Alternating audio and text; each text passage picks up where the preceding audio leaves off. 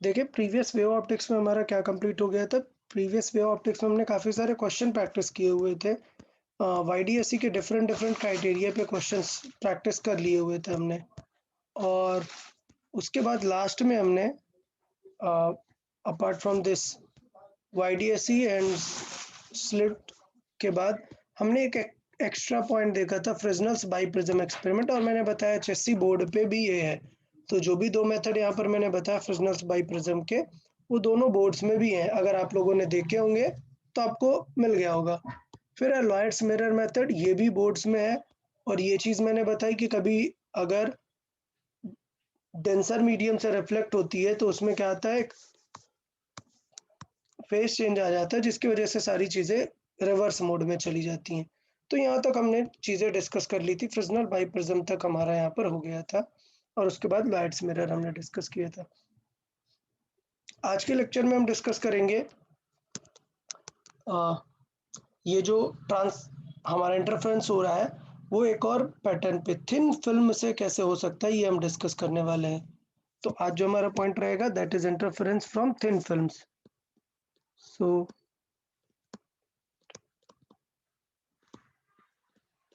Interference from thin films.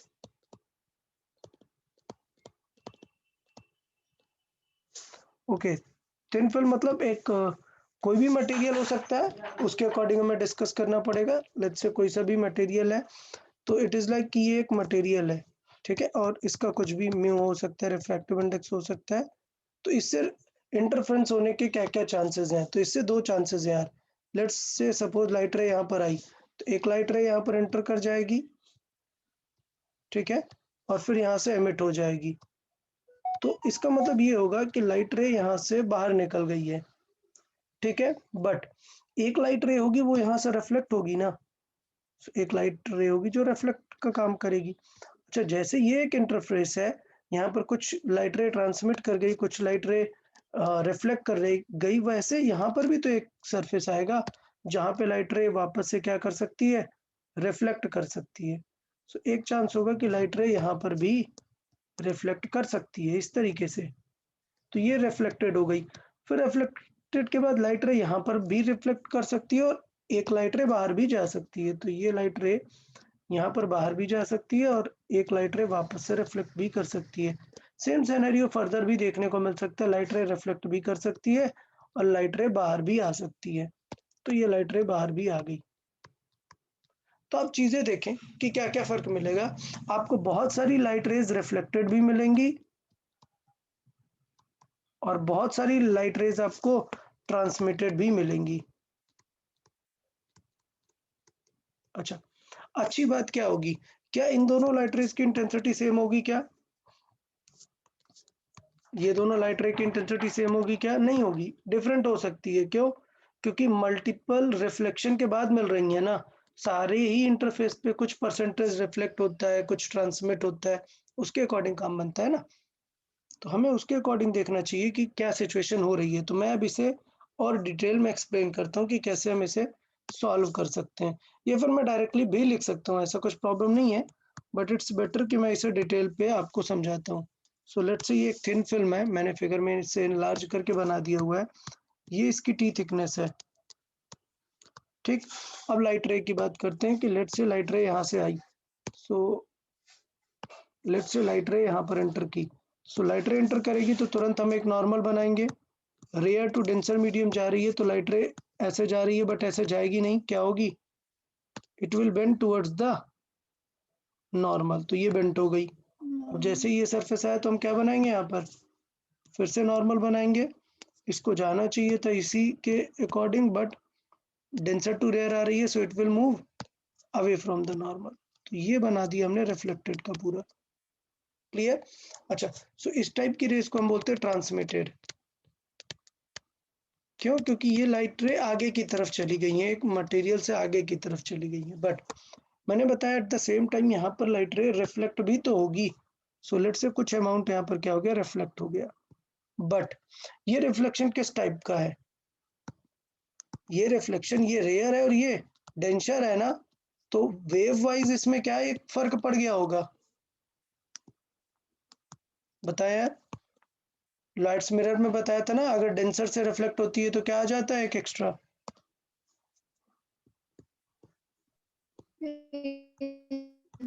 या एक extra phase difference of पाई आ जाता है। तो ये हमें याद रखना है कि ये जो वेव है इसके पास एक एक्स्ट्रा फेज डिफरेंस है पाई का। अच्छा, फिर वापस आते हैं, फिर इस सरफेस पे देखेंगे तो यहाँ पे भी लाइट रे रिफ्लेक्ट होने वाली है, बहुत चांसेस हैं कि कुछ परसेंटेज ऑफ लाइट रे रिफ्लेक्ट होगा, वो डिपेंड करेगा।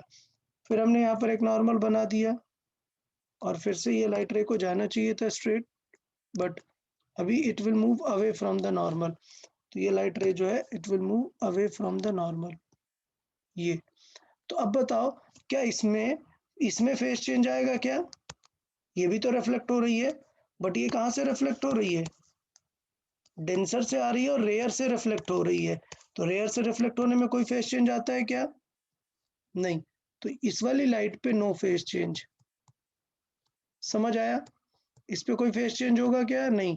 अच्छा, अब तो ये ट्रांसमिट हो गई तो भी क्या होगा, नो फेज चेंज।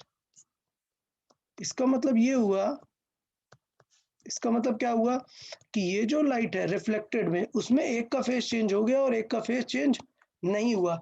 इसका मतलब जब भी ये लाइट इंटरफेयर करेंगी तो आपको कितना फेज चेंज एक्स्ट्रा दिखेगा, पाई का फेज चेंज एक्स्ट्रा दिखेगा। फिर उसके बाद से रिफ्लेक्टेड बना लेते हैं, तो ये वापस से रिफ्लेक्ट हो गई इधर, ठीक है।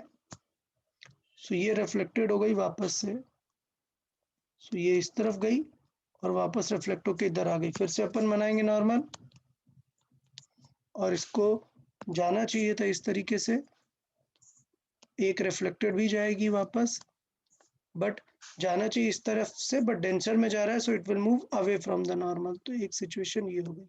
अच्छा बताओ, ये जो रेड रिफ्लेक्ट हो रही है ये वाली, इसमें भी कोई फेज चेंज आएगा क्या? नो फेज चेंज, क्यों? क्योंकि ये भी फिर से रेयर से रिफ्लेक्ट होके आ रही है ना, डेंसर में थी और रेयर से रिफ्लेक्ट होके आ रही है, तो इस पे भी कोई फेज चेंज नहीं होगा। तो अच्छी बात ये देखने को मिल रही है कि ये जो ट्रांसमिटेड दोनों रेज है, इन दोनों में क्या है, नो फेज चेंज है, जबकि रिफ्लेक्टेड में क्या है, फेज चेंज है पाई का। तो यहाँ पर बड़े बड़े फॉर्मेट में मैं लिख दूंगा क्या, इन रिफ्लेक्टेड रेज, इन रिफ्लेक्टेड रेज फेज चेंज कितना है, फेज चेंज ऑफ पाई है। क्लियर? तो इसका मतलब क्या होगा, मैक्सिमा मिनिमा बन जाएगा, मिनिमा मैक्सिमा बन जाएगा, और in transmitted rays no phase change. so in transmitted rays no phase change. तो जो चीज जैसी है वैसी ही रहेगी। अच्छा, अब बात कर लेते हैं पाथ डिफरेंस की, कि इंटरफेरेंस और डायफ्रैक्शन में इन दोनों में ही कितना पाथ डिफरेंस एक्स्ट्रा आ रहा है। तो अगर मैं पाथ डिफरेंस की बात करूं तो ये वाली वेव के मैचिंग का हमें ढूंढना पड़ेगा क्या, इस वाली वेव का हमें ढूंढना पड़ेगा वेव फ्रंट। तो ये आ गया वेव फ्रंट यहाँ पर। इसका मतलब ये है कि ये वाली वेव अंदर जाने के बाद यहाँ से एकदम स्टार्ट हो जाएगी, किसके साथ, ये ब्लू वाली वेव के साथ। तो इसके अलावा जितना पाथ ट्रेवल किया that will be our path difference. तो ये जो वेव ने रिफ्लेक्टेड ने इतनी डिस्टेंस कवर की, ये हमारा क्या बन गया, पाथ डिफरेंस। तो मैथमेटिकली इसे सॉल्व करना थोड़ा सा टफ होता है, उसकी जगह पे हम इसे ज्योमेट्रिकली सॉल्व करने का ट्राई करते हैं। हम इसे इस तरीके से ट्रायंगल वाइज बना लेते हैं, ठीक है। तो ट्रायंगल वाइज हमें पता है कि इंसिडेंट एंगल लेट से ये आए है, तो ये रिफ्लेक्टेड एंगल क्या हो, रिफ्रैक्टेड एंगल हो जाएगा आर। अच्छा, हमने ज्योमेट्रिकली टी थिकनेस की लाइन आगे बढ़ा दी, हमने ज्योमेट्रिकली टी थिकनेस की लाइन आगे बढ़ा दी। तो ये दोनों ट्रायंगल आप कॉन्ग्रुएंट प्रूव कर सकते हो बहुत ही सिंपल वे में। ये 90 डिग्री है, ये कॉमन साइड है और ये टी आपने ले लिया है। सो आप इसे क्या कर सकते हो, साइड एंगल साइड से कॉन्ग्रुएंट प्रूव कर सकते हो। इसका मतलब ये कह सकते हैं कि ये वाली साइड और ये वाली साइड दोनों क्या होंगी, बराबर होंगी। तो अगर मैं इसे सिंपल वे पे लिखूं, लेट से इसे मैं बोल रहा हूँ, कुछ नेमिंग दे देते हैं। ये है हमारा पॉइंट पी, ये हमारा पॉइंट है क्यू, ये पॉइंट है हमारा आर, ये पॉइंट है हमारा एस, ये पॉइंट है हमारा ओ। तो एक्चुअल पाथ डिफरेंस कितना होगा? जो हमारा पाथ डिफरेंस है, पाथ डिफरेंस हमारा है that is nothing but P R plus R S, ये हमारा पाथ डिफरेंस है। बट ज्योमेट्रिकली पी आर को हम कैसा लिख सकते हैं? क्यू आर ओ आर जैसा लिख सकते हैं, पी आर को हम लिख सकते हैं ओ आर जैसा। ओ आर और आर एस को दोनों को मिला दे तो क्या लिख सकते हैं? ओ एस जैसा लिख सकते हैं। और ट्रायंगल में अगर हम देखें, इन ट्रायंगल पी एस ओ में, पी एस ओ में, तो ये बेस है किसका? पी ओ का डायगोनल का। अच्छा, ये अगर आर है तो ये एंगल भी क्या होगा? आर होगा। तो अगर हम इसमें बात करें, in triangle this O S क्या हो जाएगा? O S will be P O और O P into cos theta, ये हो जाएगा। और ओपी की बात करें तो OP is how much? 2t into cos r. तो ये हमारा हो जाएगा क्या? Path difference delta x. हमें पाथ डिफरेंस पता चल गया क्या? 2t कॉस आर है।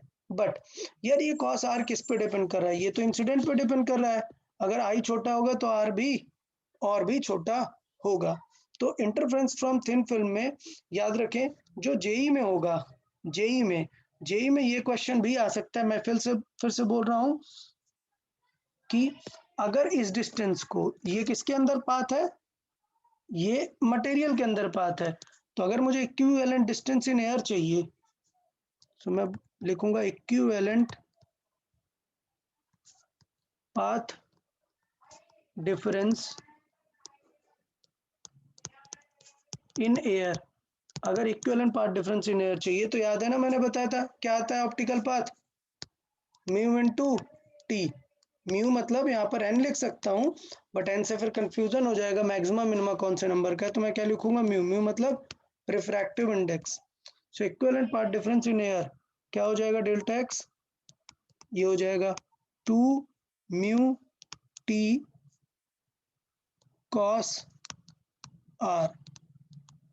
ठीक, ये हमें याद रखना है। ये जेई वालों को याद रखना है। जेई वालों को कॉस थीटा दे देता है, मतलब जेई वालों को पूछ लेता है कि इतने एंगल पर अगर हम देख रहे हैं तो इंटरफेरेंस कितना होगा। ठीक, बट नीट वालों को ये नहीं पूछता है, तो मैं नीट वालों के लिए लिखूंगा for very small angle of incidence.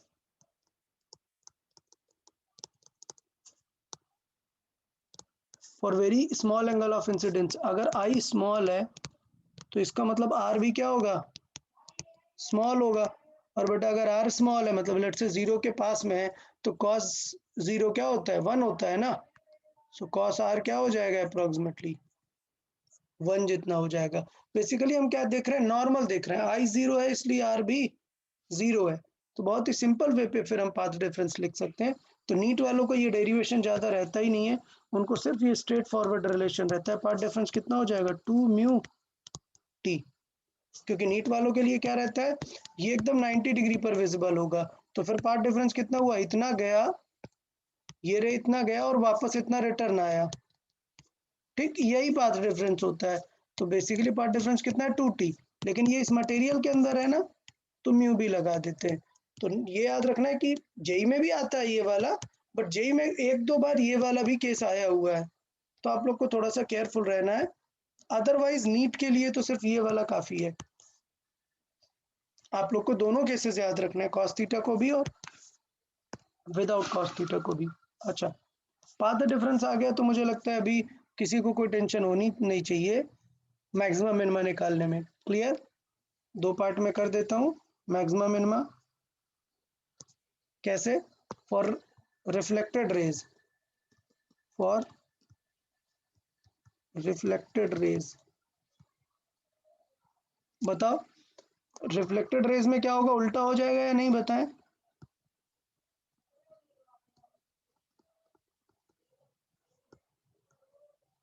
देखो रिफ्लेक्टेड रेज में क्या बताया?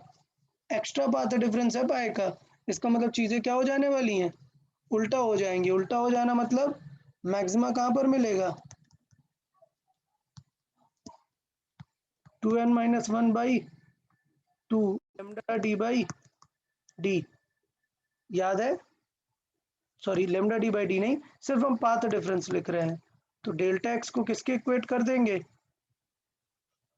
मैक्सिमा के लिए, मतलब मैक्सिमा के लिए डेल्टा एक्स को लिख देंगे 2n-1 लेमडा बाई 2, और वहां पर डेल्टा एक्स मतलब क्या है, ये समझ आया। तो आपसे पूछ लेता है कि कौन सा नंबर का फ्रिंज बनेगा अगर टी थिकनेस इतनी है, ठीक है। और मिनिमा के लिए क्या हो जाएगा, मिनिमा के लिए पार्ट डिफरेंस किसके जितना होना चाहिए, एन लेमडा जितना। बताओ यार इसमें किसी को कोई डाउट, ट्रांसमिटेड एकदम सेम रहेगा। मैक्सिमा में पाथ डिफरेंस कितना होना चाहिए, एन लेमडा। पाथ डिफरेंस मतलब समझो 2 म्यू टी है, हम बोल रहे हैं, कॉस को नहीं ले रहा हूँ, ये एन लेमडा, ठीक है। यहाँ से सारी चीजें निकाल लेंगे, और मिनिमा डेल्टा एक्स होना चाहिए 2n-1 बाई 2 लेमडा। बताओ यार किसी को कोई डाउट इसमें, transmission through films, thin film, clear है यार सबको ये, इंटरफेरेंस फ्रॉम थिन फिल्म। सिर्फ आपको क्या याद करना है, मैं फिर से बोल रहा हूँ, सिर्फ क्या याद करना है, ये सिर्फ आपको ये याद करना है, कम बन जाएगा। पाथ डिफरेंस इतना होता है, और ये पता होना चाहिए कि रिफ्लेक्टर में क्या हो जाता है, पाई का फेज डिफरेंस, मतलब लॉयड मिरर टाइप पे रिफ्लेक्शन है ना, सो उल्टा हो जाती हैं चीजें, और इस पे स्ट्रेट। यार बताओ कोई डाउट क्या किसी को, बताया यार। हाँ, ये समझ आया, पार्ट डिफरेंस बस याद रखना है कितना होगा। नेक्स्ट पार्ट, न्यूटन्स रिंग, ये वाला नीट में नहीं है, ठीक है, ये वाला सिर्फ जेई वालों के लिए है, और आपके बोर्ड्स में भी नहीं है ये वाला जो मैं बता रहा हूँ। नेक्स्ट पार्ट, इंटरफेरेंस, इंटरफेरेंस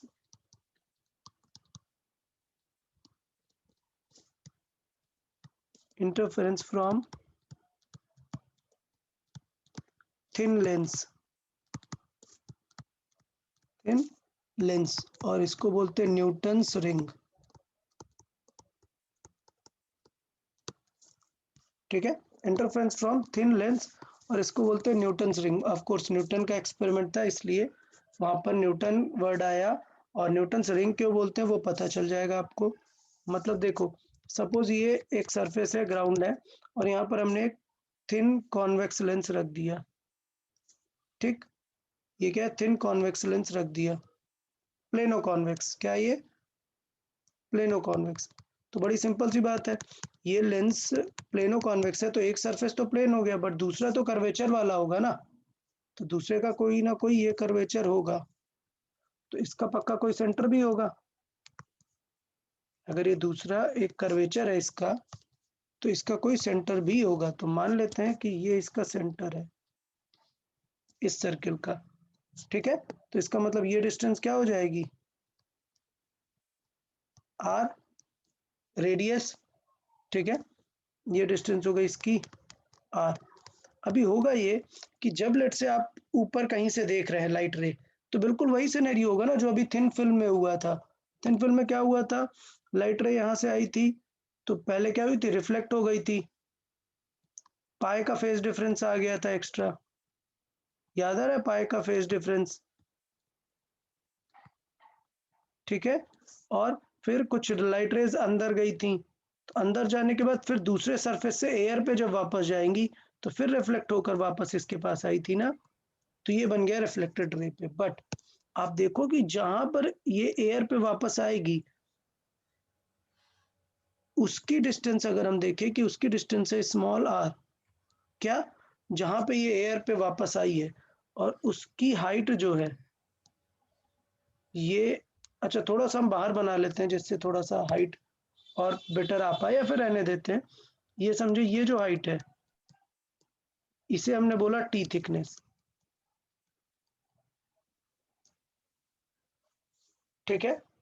तो ये चीज समझे कि सिचुएशन क्या हो गई यहाँ पर, ये वैल्यू कि न्यूटन के अकॉर्डिंग जो रिफ्लेक्टेड रेज हमारे पास आएंगी, यहाँ पर क्या है, ऑब्जर्वर, यहाँ पर क्या होगा, जो लाइट रेज इसके पास आने वाली है, ये पूरा ऐसे सिमेट्रिकली दिखेगी ना, बिकॉज ये एक लेंस है, थिन फिल्म थी तो एक पॉइंट दिख रहा था, ये एक लेंस है, तो ये जो मैक्सिमा और मिनिमा मिलने वाला है, ये आपको पूरा सर्कुलर शेप का दिखेगा ना। पॉइंट समझ आया कि हम क्या बताना चाह रहे हैं? तो इसका मतलब ये है कि रिफ्लेक्टेड रेज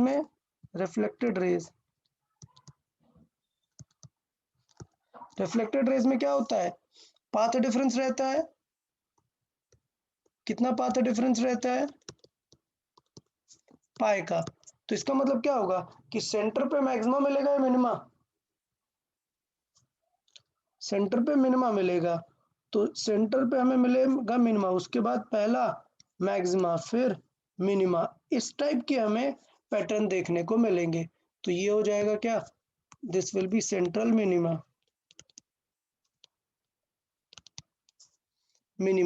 और सेंट्रल मिनिमा कहाँ पर मिलेगा? जब पाथ डिफरेंस कितना हो जाएगा? 0।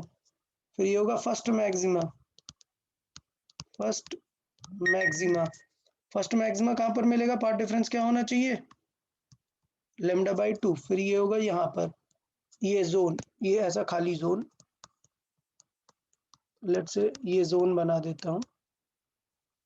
ये हमारा मैक्सिमा का मिनिमा का जोन है, ठीक है। या फिर ब्लैक कलर लिख देते हैं, ब्लैक कलर से पता चल रहा है कि ये लेट्स से मिनिमा का जोन है। ओके, सो ये हो जाएगा क्या? सेंट्रल मिनिमा हो गया। तो ये क्या बन जाएगा अपना? First minima. So first minima किस में स्टार्ट हो जाएगा? Delta X is equal to कहाँ से? लेमडा से पाथ डिफरेंस। तो पैटर्न समझ आया कि क्या करना है? मतलब हमें क्या फाइंड करना है? सिर्फ पाथ डिफरेंस फाइंड करना है।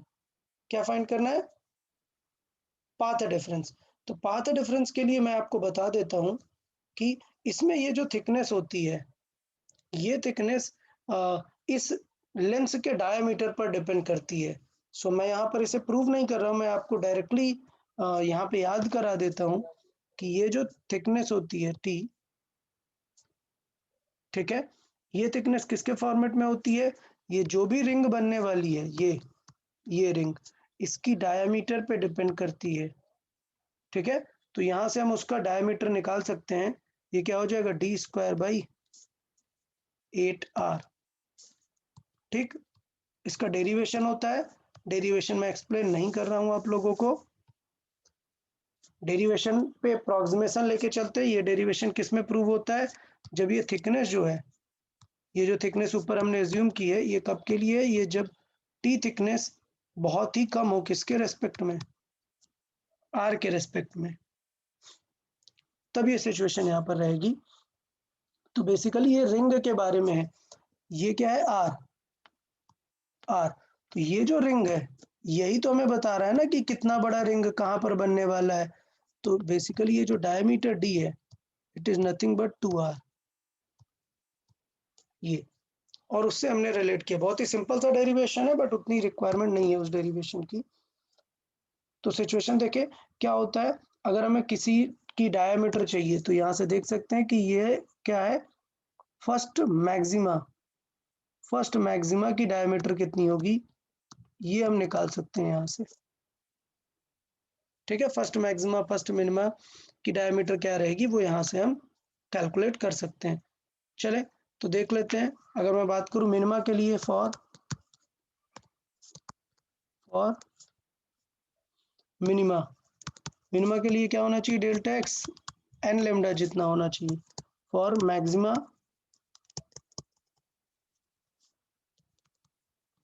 मिनिमा के लिए डेल्टा एक्स ये, मैक्सिमा के लिए डेल्टा एक्स क्या होना चाहिए? 2n-1/2 लेमडा, ठीक है। अच्छा, तो कैलकुलेट करें, अगर लेट्स से मैं पूछूं diameter of first maxima, let's say हम कैलकुलेट करते हैं डायमीटर ऑफ फर्स्ट मैक्सिमा की डायमीटर चाहिए। तो बताया भी फर्स्ट मैक्सिमा कहाँ पर मिलेगा?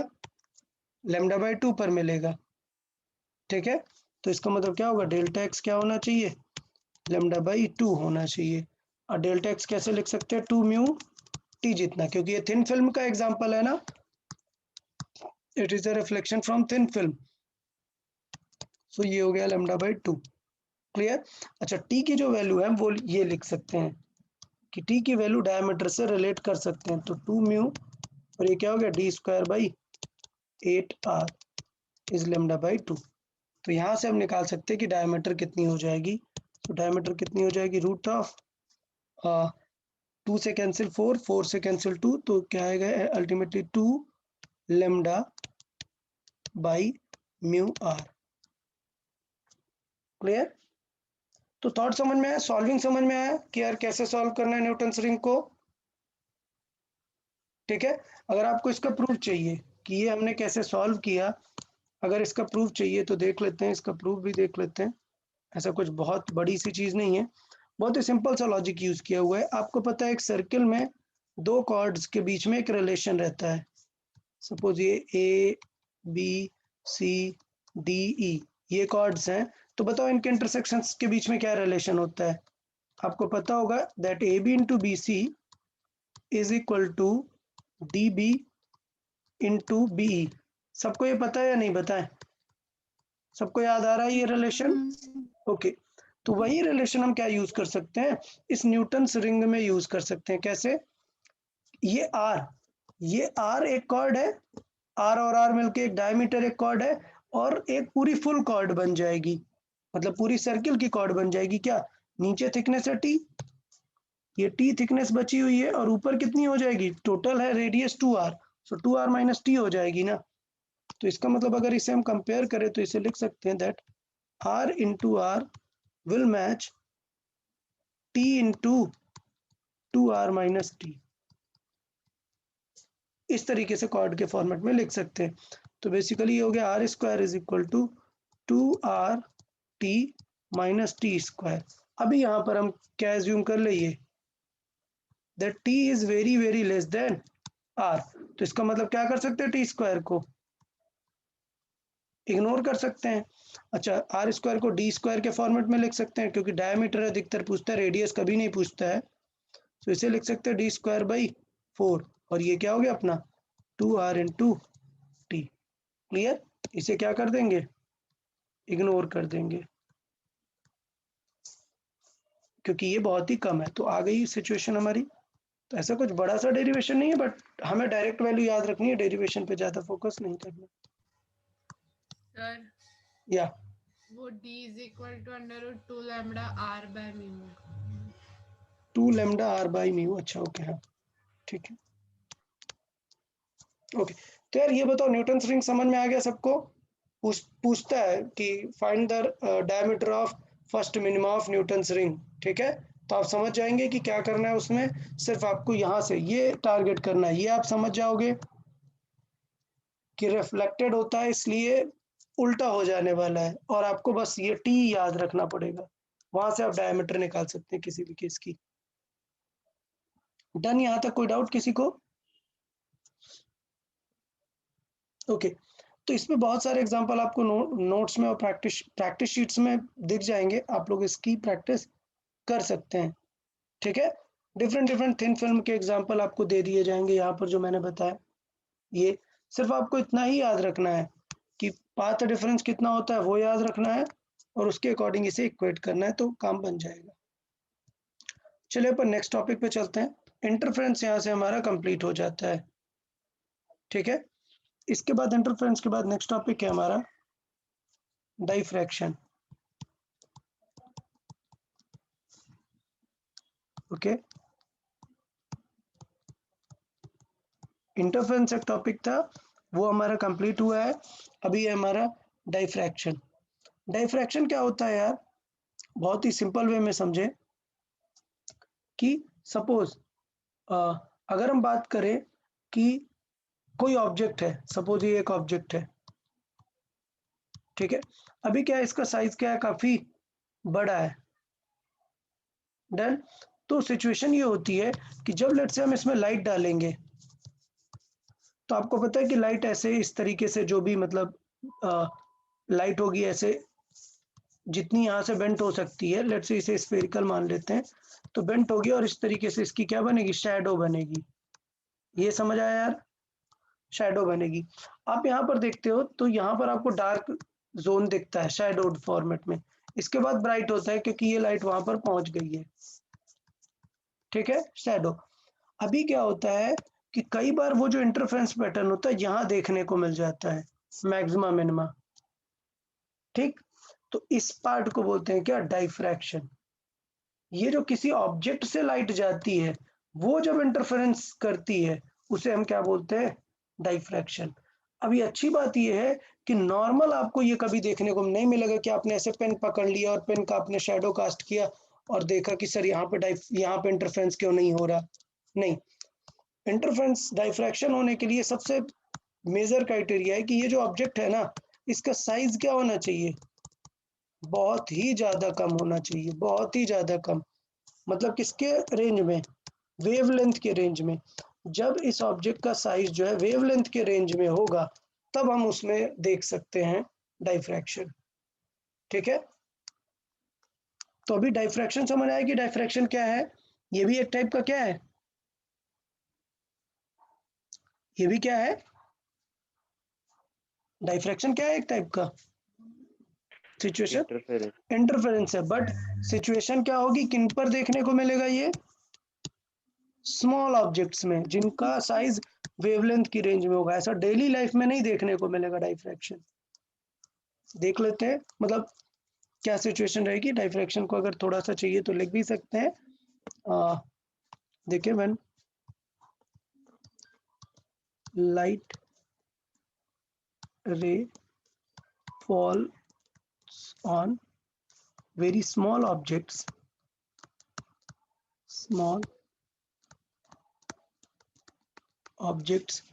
very small objects मतलब साइज जो होगा अप्रोक्सीमेटली वेवलेंथ की रेंज का होगा, और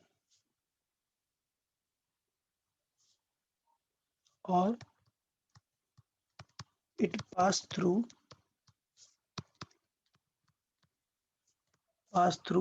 small aperture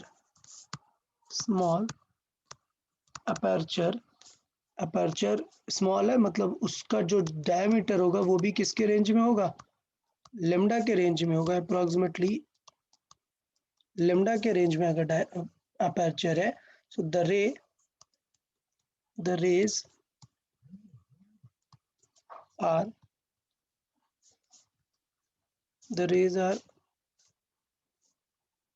deflected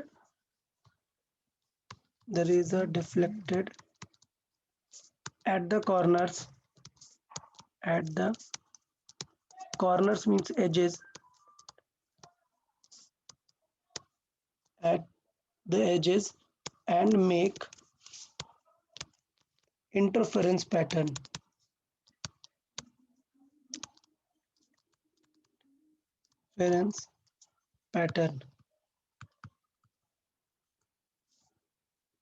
clear.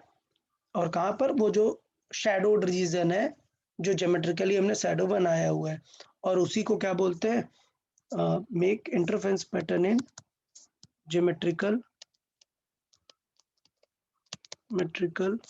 shadowed region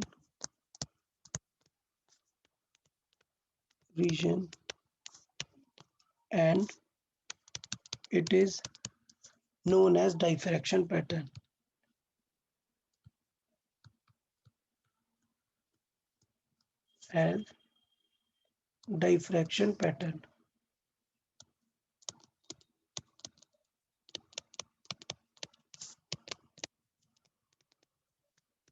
okay, तो अभी ये सिचुएशन समझ आई है कि डाइफ्रैक्शन पैटर्न मतलब कहाँ पर देखने को मिलेगा। जैसे मैंने बताया कि अपर्चर अगर बहुत ही छोटा है या फिर साइज बहुत ही छोटा है तो वो देखने को मिल सकता है। मतलब एक्सपेरिमेंटल अगर करेंगे तो ऐसे ऑब्जेक्ट पे करना थोड़ा सा टफ होगा एक्सपेरिमेंटल, उसके जगह पे हम क्या करते हैं कि स्मॉल अपर्चर ले लेते हैं। जैसे मैंने बताया कि इसका डी अगर लेमडा के रेंज में है तो लाइट रे स्ट्रेट जा रही है, ठीक, लेकिन यहाँ पर एजेस पे आप देखोगे कि लाइट रे बेंट हो जाती है। ठीक है, तो लाइट रे को जाना चाहिए स्ट्रेट, बट एजेस में हमें दिखेगी लाइट रेज थोड़ा सा बेंट हो जाती है, और इसी चीज को हम क्या बोलते हैं, डाइफ्रैक्शन। ठीक है, लेकिन अगर ये अपर्चर ए ज्यादा होगा, लेट्स से इस अपर्चर को बोलते हैं ए, अगर ए ज्यादा होगा तो कोई भी डाइफ्रैक्शन हमें नहीं देखने को मिलेगा। क्लियर। तो इसका मतलब ये है कि इसमें ध्यान देंगे, इफ ए जो साइज ऑफ दैट होल है वो बड़ा है अगर लेमडा से, सो नो डाइफ्रैक्शन। और अगर वो क्या है, छोटा है, मतलब if A is nearly same as lambda, so diffraction observe होगा।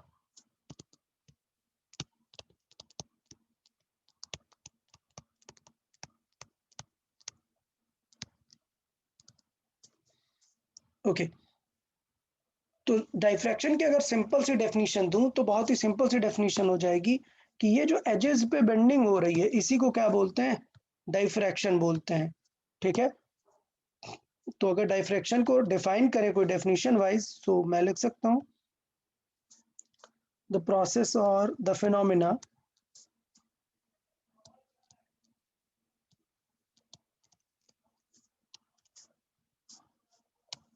of bending of light at the edges is called diffraction.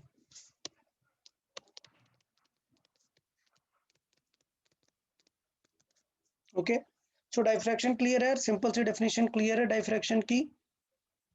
अच्छा, डाइफ्रैक्शन भी दो टाइप में होता है, दोनों टाइप हमारे बोर्ड्स में भी हैं, तो हमें दोनों टाइप को याद रख लेना है। There are two type of diffractions. बोर्ड्स में एक नंबर के लिए पूछा जाता है what is the difference in these two diffractions, तो बहुत ही मेजर डिफरेंस है, मैं आपको समझा दूंगा। There are two type of diffraction. Okay, number one है,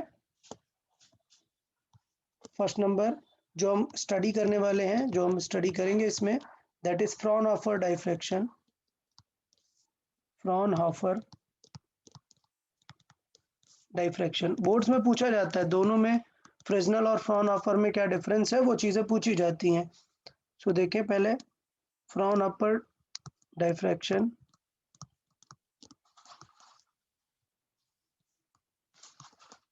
ओके समझे, होता क्या है कि कई बार जैसे हमने बात की कि जो सोर्स है और जिस ऑब्जेक्ट के थ्रू हमें डाइफ्रैक्शन देखना है वो बहुत दूर होते हैं।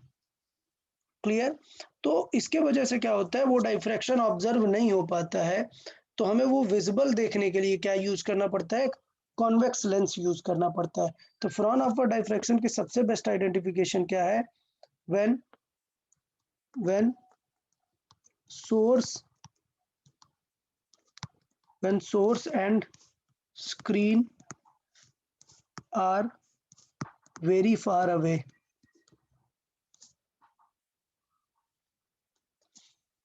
बताएं फ्रॉनहोफर डाइफ्रैक्शन की क्या आइडेंटिफिकेशन है, कि वो सोर्स और स्क्रीन बहुत ही दूर है, and slit and screen are also at a large distance।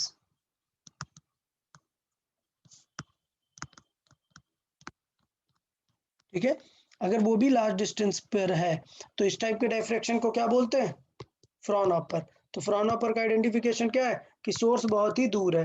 अगर दो सोर्स दूर है तो बड़ी सिंपल सी बात है, सपोज ये सोर्स है और यहाँ पर पास में ही आपने रख दिया स्लिट, तो इसके पास जो रेस पहुंचेंगी वो कैसी, ऐसी वाली पहुंचेंगी ना। और अगर सोर्स दूर है मतलब फिर रेस कैसी पहुंचेंगी, ऑलवेज पैरेलल। ये वर्ड जो होता है सोर्स दूर है, इसका सिर्फ पर्पस होता है क्या बताना, कि रेज जो स्लिट पर आएंगी वो कैसी होंगी, पैरेलल होंगी। ठीक है, तो यहाँ पर मैं काम की बात बताऊंगा कि क्या डिफरेंस आपको मिलेगा, एक बहुत ही अच्छा डिफरेंस मिलता है, due to very distant source the wave front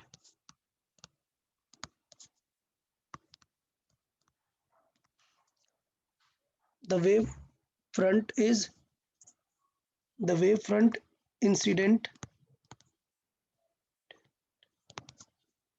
at slit is nearly planar. Wavefront कैसे कंसिडर करते हैं हम? प्लेनर कंसिडर करते हैं। और दूसरी बात, हमें पता है कि ऑब्जेक्ट बहुत ही दूर है, अगर स्क्रीन बहुत ही दूर है तो एक सबसे अच्छा ये वाला डिफरेंस बहुत ही अच्छा है, क्या? एक कॉन्वेक्स लेंस यूज करते हैं विजिबल डाइफ्रैक्शन के लिए। So to get a visible diffraction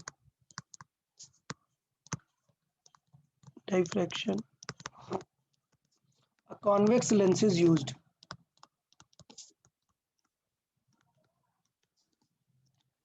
clear सबको?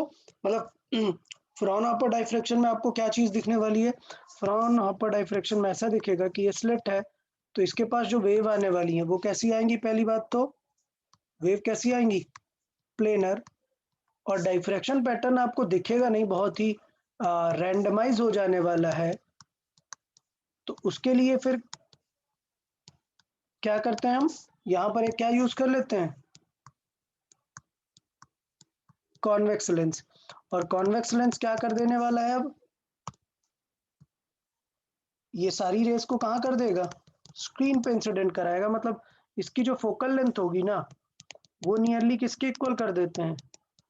डी के इक्वल, एकदम पास में रखते हैं। ये मैंने बहुत दूर बना दिया, एकदम पास में रखते हैं, तो जिससे क्या करता है, ये सारे रेज को यहाँ पर फोकस कर देता है। तो बेसिकली क्या हो जाने वाली है?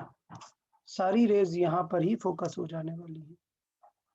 समझ आया क्या सबको? पॉइंट समझ आया? फ्रिजनल डाइफ्रैक्शन दो चीजें हैं क्या? एक तो बहुत ही दूर है इसलिए प्लेनर वेव फ्रंट आता है, और क्या यूज करते हैं? कॉन्वेक्स लेंस यूज करते हैं और ये पढ़ते हैं। अच्छा, हमारे जो सिलेबस में पढ़ने के लिए वो कौन सा डाइफ्रैक्शन है? फ्रॉनहोफर। इससे याद रखना कि हमें जो स्टडी करना है वो कौन सा करना है? फ्रॉनहोफर। और मैं फिर से बोल रहा हूँ, बोर्ड्स में भी पूछा जाता है, तो इसलिए याद रखना है दोनों को, फ्रॉनहोफर और फ्रिजनल। सिर्फ माइन्यूट से डिफरेंस याद रखना है। फ्रिजनल, बताओ ये नाम कहाँ पर सुना है recently? Fresnel's biprism experiment. Okay, good.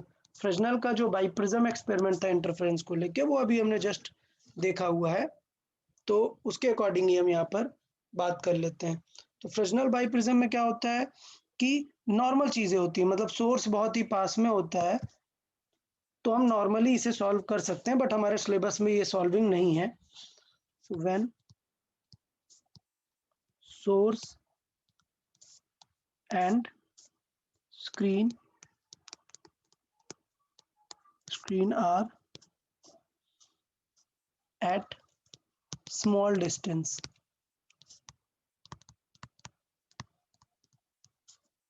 clear? Small distance from object or slit, object or slit। मैंने बताया दो टाइप पे डायफ्रैक्शन देख सकते हैं, किसी ऑब्जेक्ट के एजेस पे भी हो सकता है और स्लिट पे भी हो सकता है। जैसे मैंने बताया ना, एक स्मॉल ऑब्जेक्ट भी ले सकते हैं या फिर एक स्मॉल होल भी ले सकते हैं। सो ये स्मॉल होल से भी डायफ्रैक्शन देखने को मिल सकता है, और एक स्मॉल ऑब्जेक्ट के एजेस पे भी डायफ्रैक्शन देखने को मिल सकता है। ठीक है, तो ये दोनों चीजें हमें यहाँ पे ध्यान रखना है। तो सिचुएशन क्या होगी कि ये पास आने की वजह से due to close distance,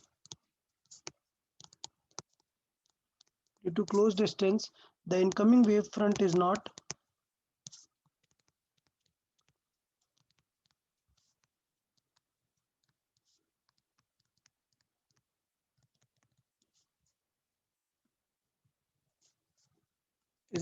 planar।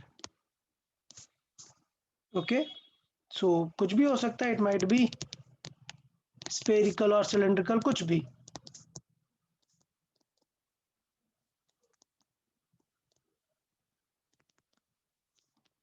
तो बताए, दो डिफरेंस बताए,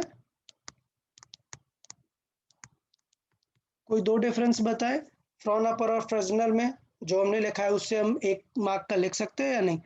कोई दो डिफरेंसेस बताएं, बहुत ही स्ट्रेट डिफरेंस।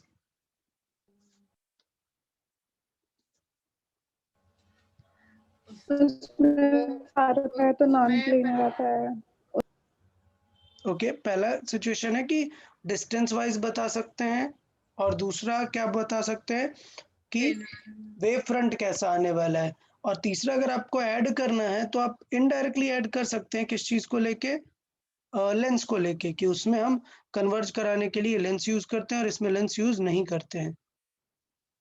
क्लियर? इसमें कोई डाउट किसी को? नहीं सर। ओके, ठीक है। अभी सॉल्व कर लेते हैं, फिर सिंगल स्लिट डाइफ्रैक्शन देख लेते हैं, उसे सॉल्व कर लेते हैं। सिंगल स्लिट डाइफ्रैक्शन,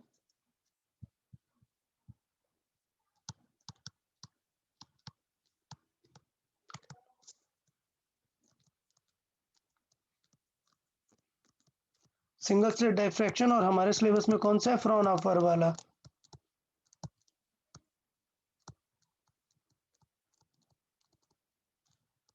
ठीक है, तो सिंगल स्लिट डाइफ्रैक्शन जो हम स्टडी करेंगे वो हम कौन सा करेंगे?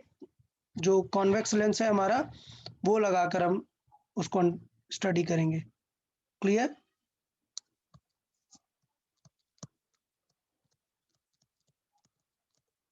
देखिए, सिंगल स्लिट डाइफ्रैक्शन जो फ्रॉनहोफर डाइफ्रैक्शन है, उसे बड़े सिंपल वे पे कैसे सॉल्व कर सकते हैं? एक सेकेंड, मैं फिगर ले लेता हूँ।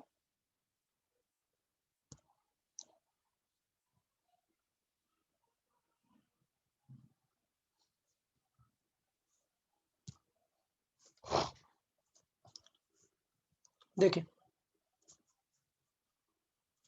ओके, ये फिगर समझ आ रहा है क्या? कि जब एक लाइट रे आ रही है जो स्ट्रेट जा रही है, जो वेव फ्रंट, वो यहाँ पर सेंट्रल मैक्सिमा बनाएंगे।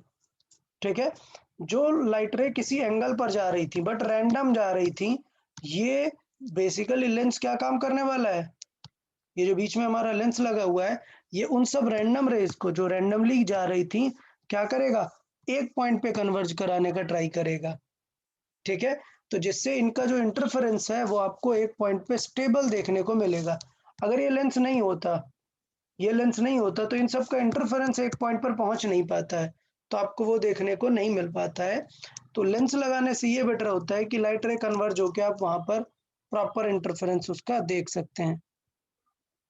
क्लियर है? तो ये फ्रॉनहोफर डाइफ्रैक्शन का सेटअप समझ में आया सबको? अच्छा, अभी क्या होता है, इनका इंटेंसिटी डिस्ट्रीब्यूशन देख लेते हैं। जो इनका इंटेंसिटी डिस्ट्रीब्यूशन है यहाँ पर, वो कैसा होगा? आप सोचो, ये एक सिंगल स्लिट है, तो सिंगल स्लिट के सामने पूरी लाइट तो यहीं पर आ जाएगी ना। बताओ, इसमें कुछ इंटरफेरेंस जैसी जरूरत है क्या? पूरी जो लाइट है वो ऐसे शैडो बनाएगी ना पहले तो। इंटरफेरेंस आपको कहाँ देखने को मिलेगा? यहाँ पर एजेस पे देखने को मिलेगा ना। सबसे पहले यहाँ पर तो वो पूरी लाइट इंसिडेंट होगी या नहीं, ये बात समझ आई सबको? अरे, ये बात समझ आई सबको? हाँ ओके, सर। ओके, तो इसका मतलब ये होगा कि यार, इसका अगर मैं इंटेंसिटी ग्राफ बना देता हूँ यहाँ पर आपको, तो ये बहुत ही अच्छा देखने को मिलेगा। इंटरफेरेंस जैसा बिल्कुल नहीं है, काफी अलग है। इंटरफेरेंस में क्या हो रहा था? सब एकदम सिमिलर था, याद है? Maxima minima. इसमें ऐसा नहीं होगा, यहाँ पे सेंटर पे बहुत ज्यादा लाइट आने वाली है और बाद में बहुत ही कम हो जाने वाली है। तो यहाँ पर जो पैटर्न आपको देखने को मिलेगा इंटेंसिटी का, वो कुछ ऐसा देखने को मिलेगा कि सेंटर पे इंटेंसिटी क्या होगी? बहुत ही ज्यादा होगी। सेंटर पे इंटेंसिटी बहुत ही ज्यादा होगी, फिर कम होती जाएगी और बहुत ही तेजी से कम होगी। मतलब सेंटर पे ज्यादा थी इंटेंसिटी, फिर कम होगी और बहुत ही कम होती जाएगी। समझ आया इंटेंसिटी पैटर्न सबको? इंटेंसिटी पैटर्न समझ आया कि क्या लिखा हमने? ये क्या है? इंटेंसिटी।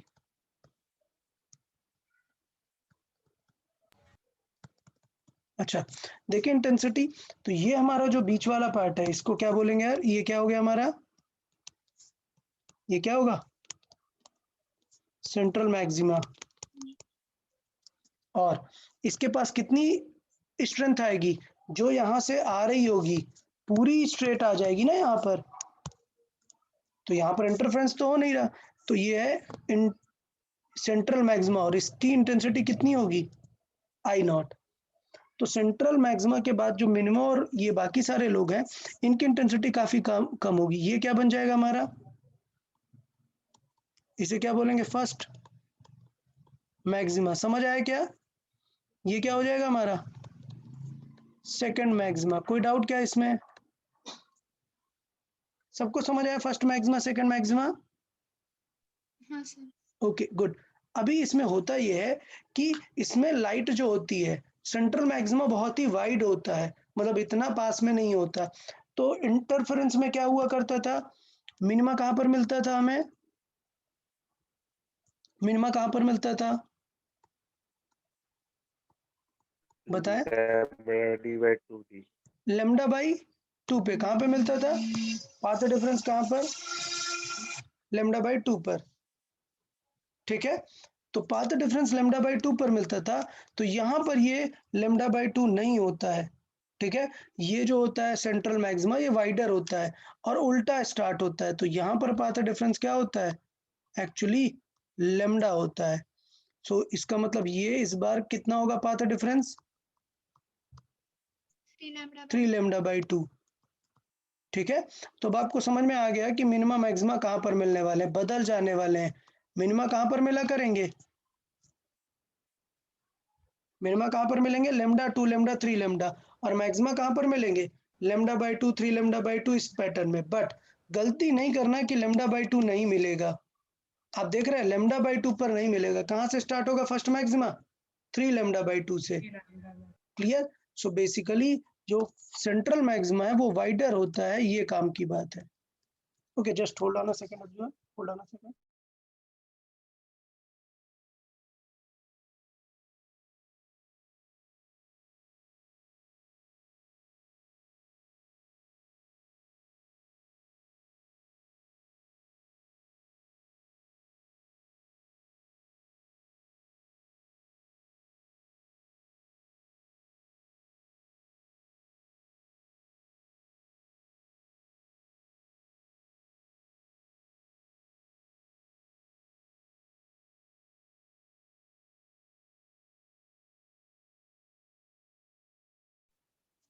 ओके हाँ, सो क्या काम की बात यहाँ पर पता चली कि सेंट्रल मैक्सिमा जो होगा इसका जो डाइफ्रैक्शन पैटर्न का सेंट्रल मैक्सिमा होगा वो क्या होगा, ज्यादा वाइडर होगा। क्लियर, यहाँ पर यहाँ तक सबको चीजें क्लियर है। ठीक है, चले तो देख लेते हैं। अगर मैं बात करूं तो ये जो है ये भी होगा हमारा क्या, लेमडा। सो सेंट्रल मैक्सिमा की जो विड्थ होगी वो किसकी जितनी दिखेगी, 2 लेमडा जितनी दिखेगी ये विड्थ। ये जो वाइडर होगा ये 2 लेमडा जितना। अच्छा, एक और चीज, इंटेंसिटी की वैल्यूज भी आपको थोड़ी सी याद रखनी है। जैसे मैं बात करूं यहाँ पर सेंट्रल मैक्सिमा, सो सेंट्रल मैक्सिमा की इंटेंसिटी कितनी होती है आई नॉट। उसके बाद फर्स्ट मैक्सिमा, फर्स्ट मैक्सिमा की आप देख रहे हो इंटेंसिटी कितनी कम हो जाती है। आप फिगर में देख सकते हो कितनी कम हो जाती है। इसका फॉर्मूला भी होता है बट मैं एक्सपेक्ट करूंगा कि 2 वैल्यूज आप याद रखें।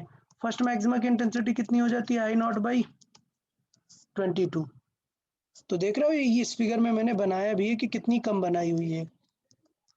उसके बाद सेकंड मैक्सिमा भी याद रखना है, एटलीस्ट 2 वैल्यूज आपको याद रखनी है। क्या, फर्स्ट मैक्सिमा की इंटेंसिटी कितनी होती है और सेकंड मैक्सिमा की इंटेंसिटी ये होती है आई नॉट बाई 61। दोनों वैल्यूज याद रहेंगी डाइफ्रैक्शन पैटर्न की। फर्स्ट मैक्सिमा कितना होता है और सेकंड मैक्सिमा उससे भी कम होता है। डन यहाँ तक। अच्छा, अब हम पोजीशन की बात करते हैं। तो पोजीशन आप देखो कि लेट से मुझे ये पोजीशन चाहिए, लेट से हमें इस पी पॉइंट की पोजीशन चाहिए कि यहाँ पर क्या बन रहा है, यहाँ पर लेट से हमारा मैक्सिमा बन रहा है या मिनिमा बन रहा है, कुछ भी देख लेते हैं।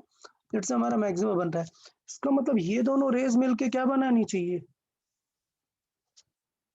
वहां पर मैक्सिमा बन रहा है, मतलब कि वहां पर पैटर्न लेके आएंगे ना, जो भी मिनिमा जो भी मैक्सिमा होगा उसके अकॉर्डिंग वहां पर क्या आएगा, टोटल पैटर्न आएगा। तो अगर मैं देखूं तो ये डिस्टेंस तो a/2 है इसके सेंटर से जो हम इसकी सॉल्विंग करेंगे। तो आपको याद रखना है कि जो डाइफ्रैक्शन सॉल्व होता है वो इंपेरिकल मेथड से सॉल्व किया जाता है। एनालिटिकल मेथड से सॉल्व किया जाता है। कैसे? अगर हम बात करें यूजुअली, तो ये तो एक इंटरफेरेंस है जस्ट इन दोनों वेव का जिनके बीच का डिफरेंस इतना है, इनके बीच का ये क्या है, एक इंटरफेरेंस है सिर्फ। तो अगर मुझे लेट से सॉल्व करना है फर्स्ट मिनिमा, सो मुझे पता है फर्स्ट मिनिमा जो होता है वो कहाँ पर होता है, अगर इंटरफेरेंस के अकॉर्डिंग देखें तो वो होता है डी साइन थीटा जो होता है फर्स्ट मिनिमा मतलब लेमडा बाई 2 पे, ठीक। लेकिन यहाँ पर जो डी है वो a बाई 2 जैसा यूज होता है,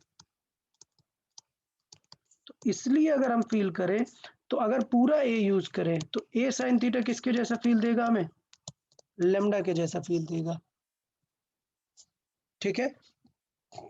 तो बेसिकली ये कॉन्सेप्ट बताया जाता है क्या, कि जब हमें फर्स्ट मैक्सिमा ढूंढना होता है तो ये स्लिट को हम दो वर्चुअल स्लिट में कन्वर्ट कर लेते हैं और क्या सॉल्व कर लेते हैं अपना, दो वर्चुअल स्लिट के अकॉर्डिंग क्या सॉल्व कर लेते हैं इसमें, इंटरफेरेंस। मतलब कैसे, ये G और H हमारे क्या बन जाते हैं, दो वर्चुअल स्लिट।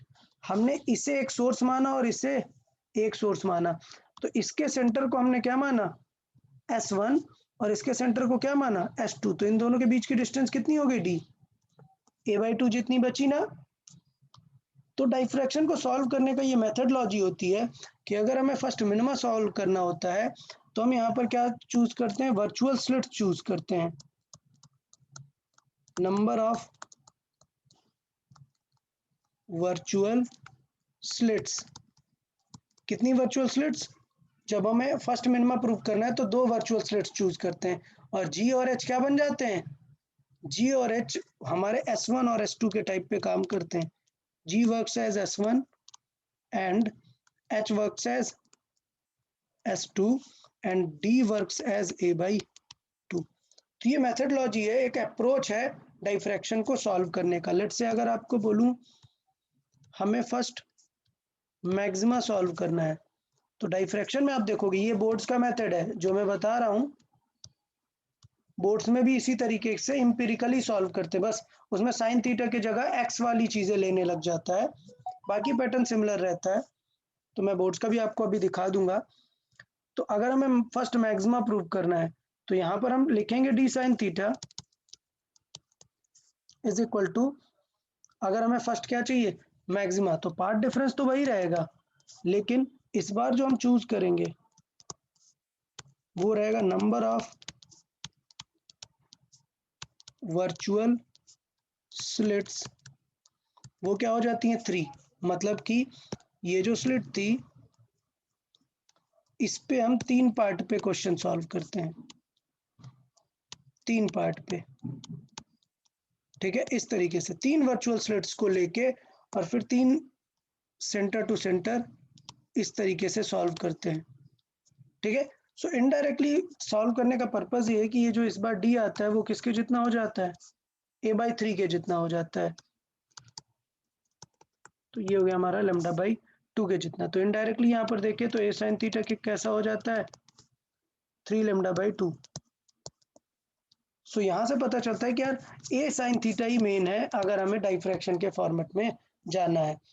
तो अगर हम फाइनल लिखें, position of minima and maxima, position of minima and maxima, तो बड़ा ही सिंपल वे पे पोजीशन ऑफ मिनिमा और मैक्सिमा लिख सकते हैं।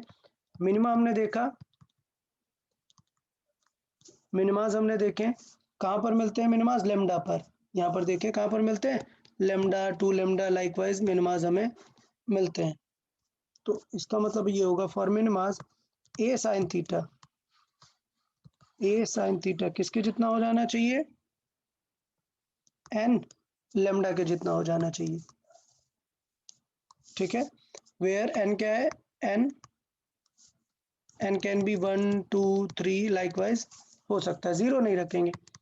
मैक्सिमा a साइन थीटा जो है वो क्या हो जाना चाहिए मैक्सिमा के लिए, वही 2n-1 लेमडा बाई 2।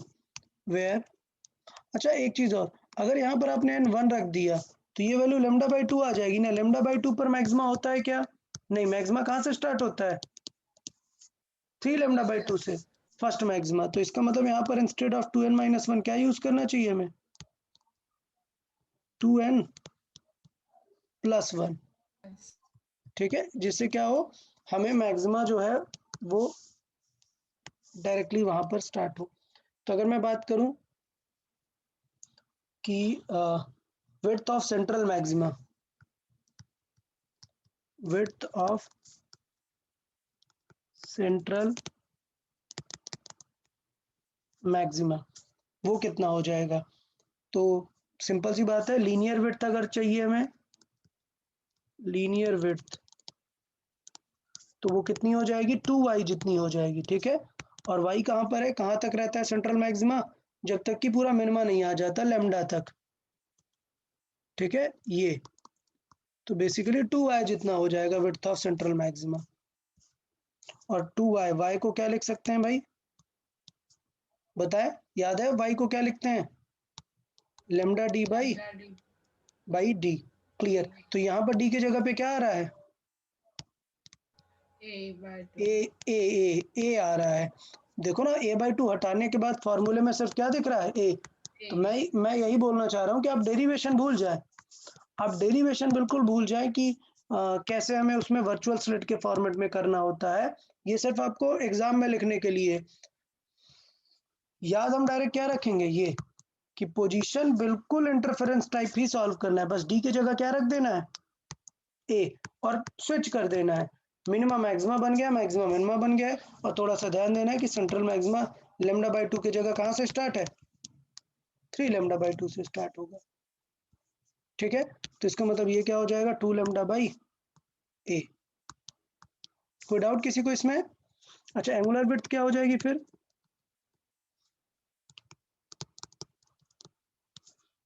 बता, एंगुलर विड्थ कितनी हो जाएगी 2 थीटा टाइप पे? सो एंगुलर विड्थ क्या होती है फ्रिंज की? डी कैंसिल आउट हो जाएगा, विड्थ ओवर डिस्टेंस। सो कितना आ जाएगा? 2 लेमडा बाई ए। कोई डाउट किसी को इसमें?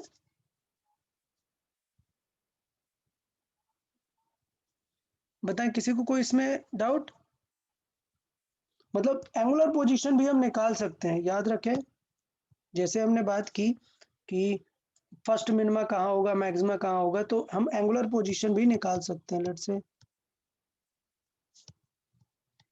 एंगुलर पोजीशन की अगर हम बात करें, तो लेट्स से हमें चाहिए फर्स्ट मिनिमा। आपको क्या चाहिए? फर्स्ट मिनिमा का एंगुलर पोजीशन। सो फर्स्ट मिनिमा का पहले नॉर्मल पोजीशन क्या हो जाएगा? फर्स्ट मिनिमा कहाँ पर मिलेगा? A sine theta is equal to कहाँ पर? फर्स्ट मिनिमा कहाँ पर मिला था? लेमडा पे, ठीक है, लेमडा 2 लेमडा करके। तो इसका मतलब उसका साइन थीटा कितना हो जाएगा? लेमडा बाई ए पर मिलेगा। तो ये याद रखना है कि this is the actual position. अब मैं इसमें लॉजिक लगाऊंगा क्या? If sign theta is small, समझ आ रहा है? ये वैल्यू सॉल्व करके स्मॉल आ जाएगी, तो थीटा भी क्या होगा? स्मॉल होगा। समझ आया? तो साइन थीटा को सिंपली क्या लिख सकते हैं फिर? Theta is equal to lambda by a. और अगर थीटा लिख सकते हैं तो उसे क्या लिख सकते हैं हम? Tan theta. वो क्या हो जाएगा? Lambda by a. तो टेन थीटा अगर लेमडा बाई ए है तो ये क्या हो जाएगा? टेन थीटा को फिर लिख सकते हैं ना वाई बाई डी, और ये क्या हो जाएगा? Lambda by a. तो यहाँ से ये फाइनल ये पोजीशन आती है y is equal to lambda D by a. तो मुझे लगता है पोजीशन, लीनियर पोजीशन आप लोग समझ गए। लीनियर पोजीशन में तो कोई डाउट नहीं है, बट एक चीज गलती मत करना, क्या? एंगुलर पोजीशन में, एंगुलर पोजीशन में ये याद रखना कि ये कब है? जब थीटा क्या है? स्मॉल है। स्मॉल है तब हम उसकी लीनियर इस तरीके से निकालेंगे। अगर स्मॉल नहीं है तो याद है ना, बताया था कैसे निकालते हैं? याद आ रहा है कैसे निकालते हैं? साइन थीटा निकालेंगे, कितना है? सपोज साइन थीटा आ गया 1/2, तो थीटा कितना आ गया? 30 डिग्री। अब tan 30 डिग्री से कंपेयर करके निकालेंगे y बाई डी, y। समझ आया? सो ये जैसे हमने YDSC में याद रखा था कि y is equal to lambda D by D, always valid नहीं है। कब वैलिड है? Valid for theta theta to be small. ठीक है, तो बताओ यार, किसी का मतलब ऐसे एंगुलर पोजीशन, लीनियर पोजीशन ये निकालने में कोई दिक्कत है क्या?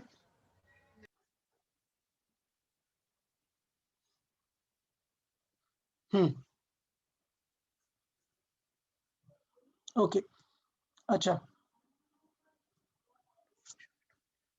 अगर हम इंटेंसिटी की बात करें तो इंटेंसिटी का जो मैंने बताया था फॉर्मूला टाइप भी हम देख सकते हैं, ऐसा कुछ नहीं है। इंटेंसिटी का फॉर्मूला भी रहता है।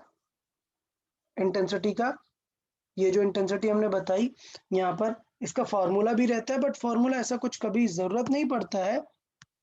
अगर हम ये 3 वैल्यूज याद रखें तो हमारा वैसे भी काम बन जाता है। ठीक है, तो इंटेंसिटी का ऐसा कुछ फॉर्मूला याद रखने की ज़रूरत है नहीं, बट इन केस अगर आपको चाहिए तो मैं आपको फॉर्मूला बता देता हूँ।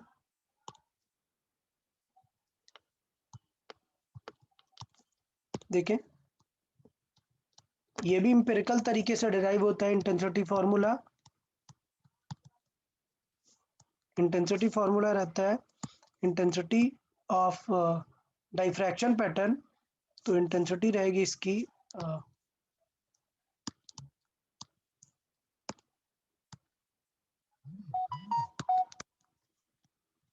देखें इंटेंसिटी कैसी रहती है। Intensity I is equal to, जो मैक्सिमम इंटेंसिटी है I naught sine alpha by alpha, sine alpha by alpha का स्क्वायर, ये इंटेंसिटी फॉर्मेट रहता है। ठीक है,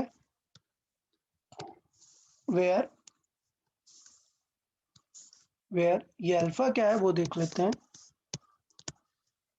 वेयर ये जो अल्फा होता है ये किस तरीके से डिफाइन है, it is pi pi into A sine theta by lambda. ठीक है, इस तरीके से डिफाइन है ये।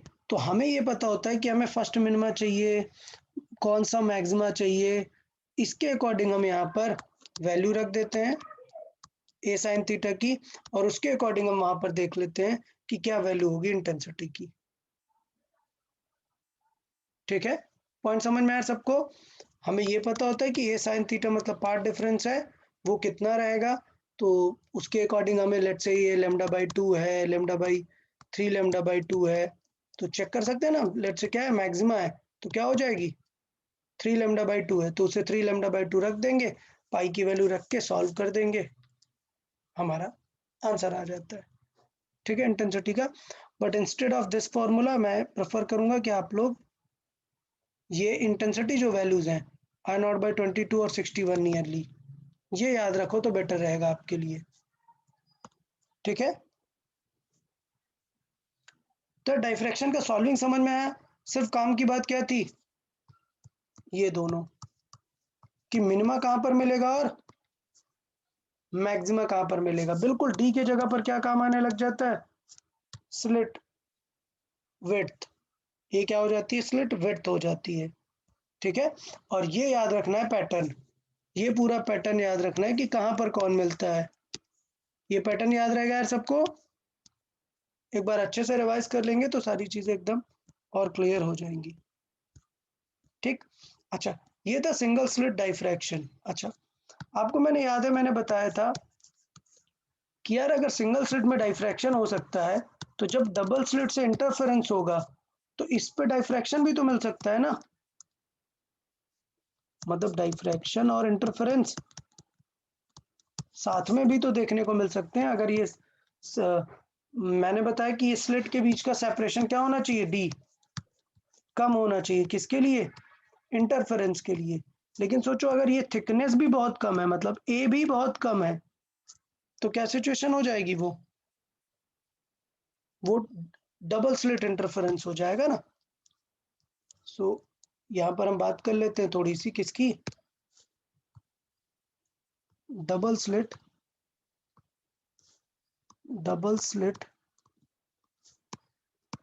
Diffraction, double slit diffraction and interference.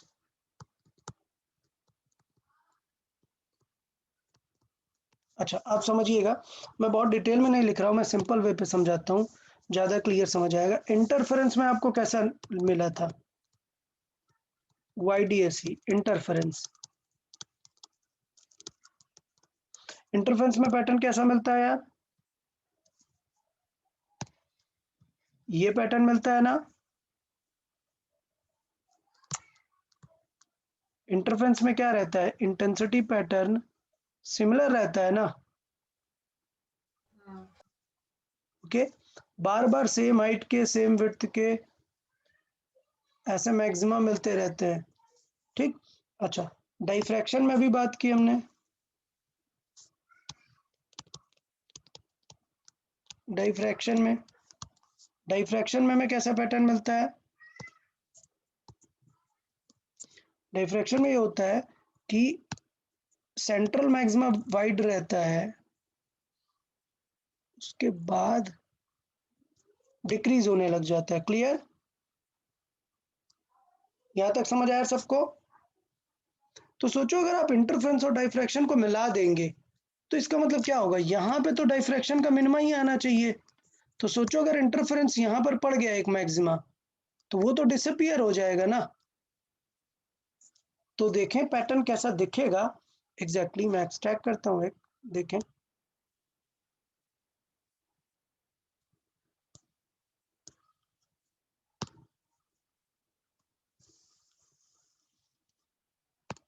अगर हम दोनों इंटरफेरेंस और डाइफ्रैक्शन देखने लगे तो लेट्स से ये डाइफ्रैक्शन बाउंड्री पहले हम बना लेते हैं।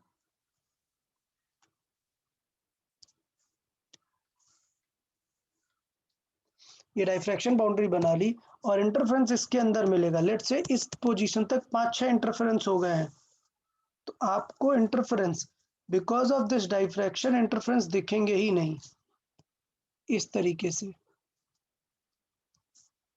समझ आया? इस तरीके से आपको इंटरफेरेंस देखने को मिलेंगे।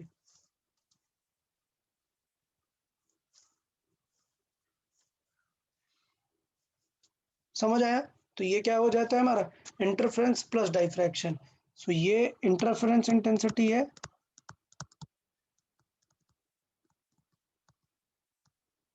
और ये diffraction.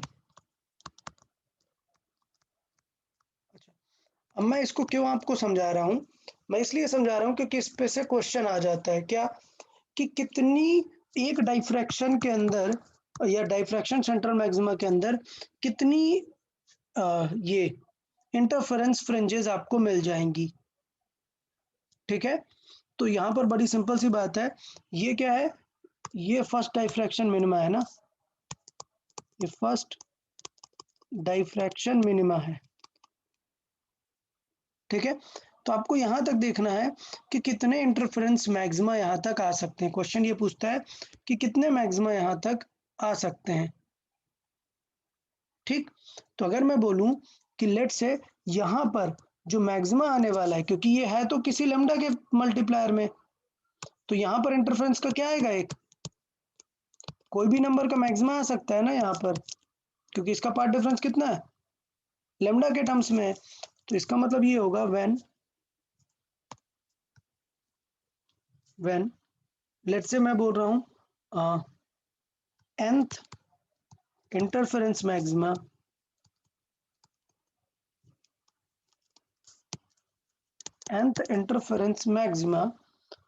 coincide with let's say mth diffraction minima.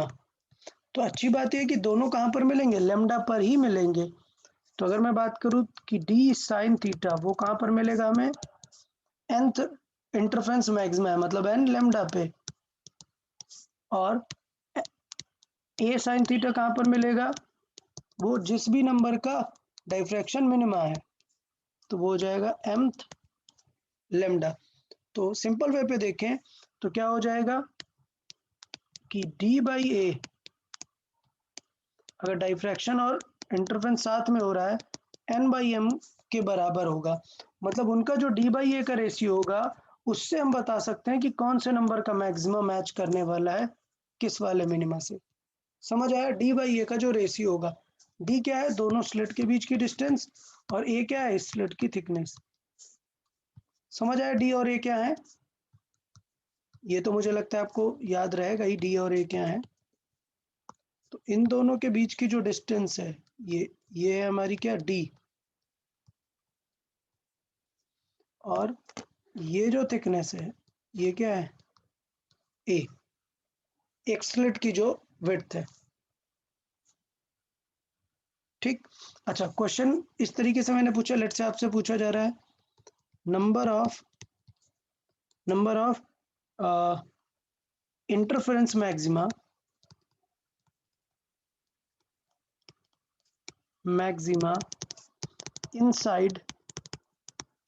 inside diffraction central maxima. पता है तो कैसे निकालेंगे?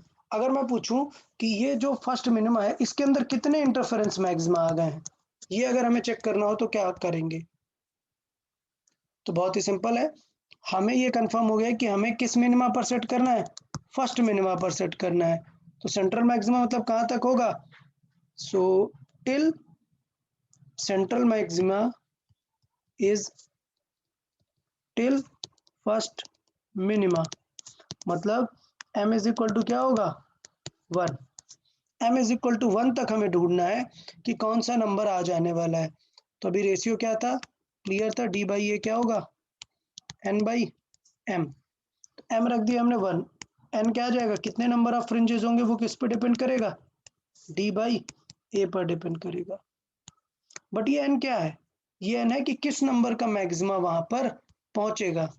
सो n is number of max coinciding at first diffraction minima. तो यार ये बताओ कि अगर वहां पर डाइफ्रैक्शन का मिनिमा आने वाला है तो ये जो मैक्सिमा ये तो डिसअपीयर हो जाएगा ना, क्योंकि अगर डाइफ्रैक्शन की जीरो इंटेंसिटी है तो वो इंटरफेरेंस की इंटेंसिटी को कैंसिल कर देगा ना। तो इसका मतलब ये है कि ये जो nth नंबर है, लेट से मैंने बोला 5th नंबर का कोइंसाइड करेगा, तो 5 नंबर तो बेकार चला गया ना हमारा। ठीक है, तो इसका मतलब ये है कि 5 नंबर बेकार चला गया। So number of max, number of interference max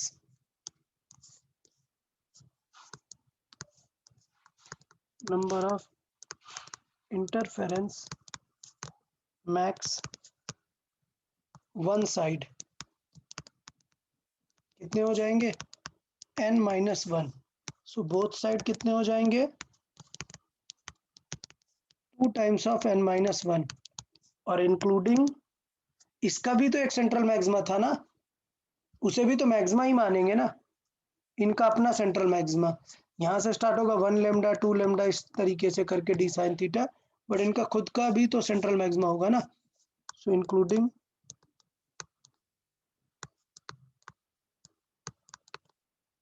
including central maxima, तो वो क्या हो जाएगा, 1 और हो जाएगा। So total maxima till first minima of diffraction. Okay, so till first minima of diffraction, हम ये टोटल की बात कर रहे हैं। सो क्या सिनेरियो हो जाएगा यहाँ तक, 2 times of n minus 1 और एक और ऐड कर देंगे।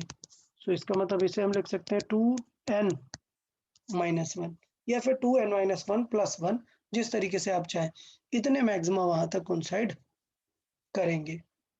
तो इस वाले सेटअप पे ये जो मैंने इंटरफेरेंस और डाइफ्रैक्शन दोनों बताया हुआ है, इस पे सिर्फ यही क्वेश्चन बनता है। ठीक है, नीट और जेई दोनों के लिए ही इंपॉर्टेंट है, इसमें कुछ खास क्वेश्चन बनता ही नहीं है। सिर्फ क्या बनता है, यही वाला जो मैंने बताया, क्या कौन से नंबर का मिनिमा कौन से नंबर के मैक्सिमा पे कोइंसाइड करेगा और उसके अंदर कितने फ्रिंजेस रहने वाली हैं। ठीक है,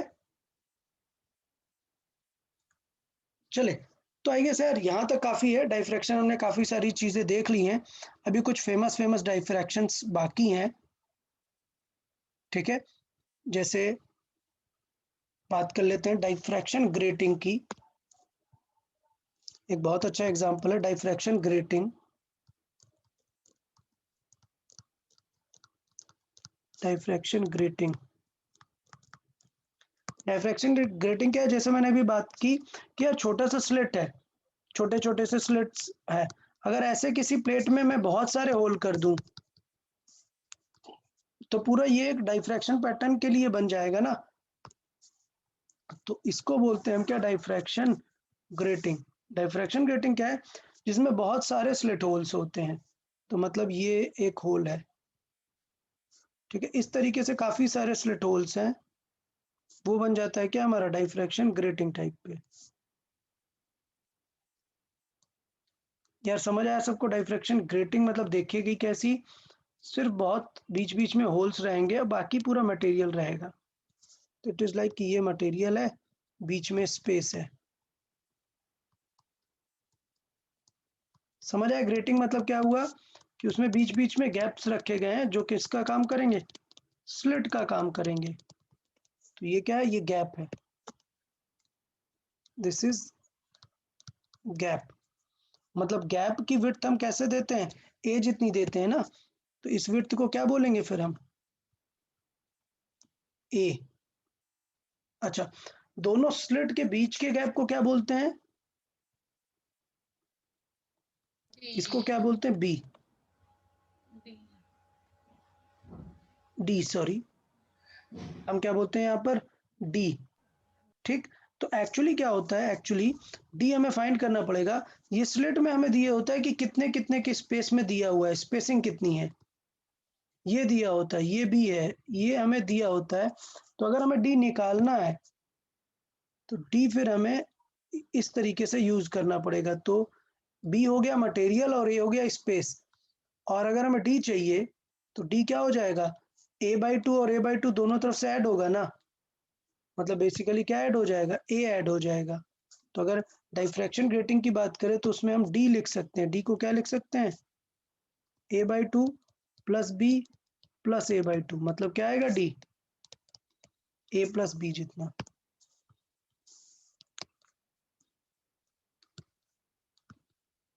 ठीक है।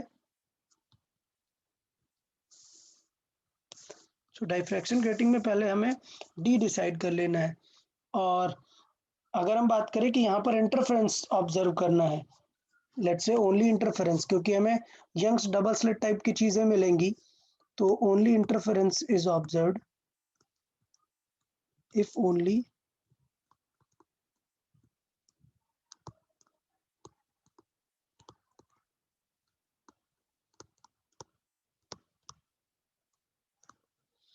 only interference is observed, then clear है, मैक्सिमा कहाँ पर मिलेगा हमें, d sin theta is equal to n lambda के लिए, तो d की जगह पर यहाँ पर क्या काम करेगा, a plus b sin theta is equal to n lambda, तो YDSE जो था बिल्कुल उसी के टाइप पे ये काम करेगा, बस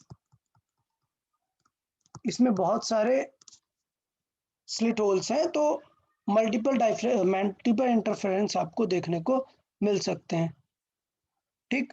तो इस तरीके से हम मैक्सिमा सिंपल फाइंड कर सकते हैं। अच्छा, दिया कैसे होता है कि सपोज एक प्लेट है, लेट्स से 10 सेंटीमीटर की है,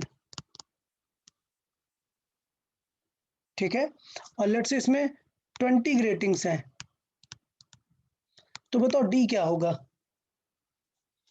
अगर इतनी प्लेट में 20 ग्रेटिंग्स हैं तो डी कितना होगा,